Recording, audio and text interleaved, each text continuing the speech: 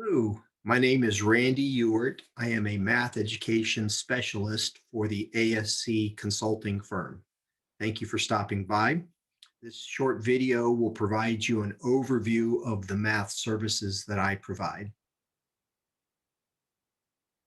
First, I provide direct coaching to educators and teachers. For example, this slide shows an excerpt from a two-day presentation that I conducted on math for students with autism. The way that I conduct my coaching is I provide a little bit of information and then I free up time for the educators to immediately implement for their own students. And as they're working, I circulate and provide support. This slide shows a diagram outlining when a math student would take selected math topics through the rest of his middle school and then through his high school years. And I did this as part of an IEP team.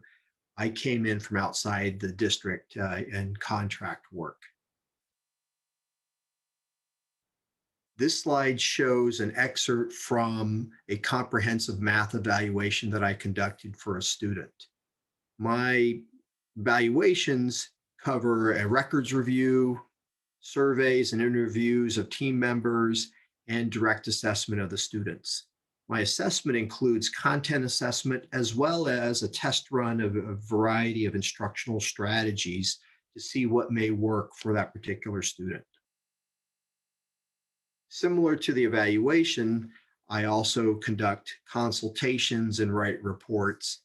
In this particular case, I was helping out with a family whose student had a possible post-secondary goal of community college, but the parents were not sure. I was asked to come in and kind of unpack all the information that they needed and present it to them to help make a more informed decision.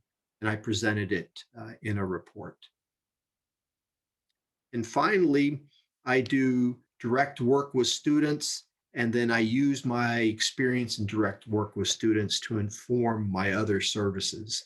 In this particular case, I was recruited by a district to provide direct instruction for a student. The student was impacted, his education was impacted by attention, autism, and severe math anxiety. The math topic of focus was multiplication. My instructional strategy started with a Google Jamboard, which allowed manipulatives and images. I selected images for Minecraft because that was of interest to him. That would help gain his attention and make it interesting. We started with a grouping model using Minecraft objects.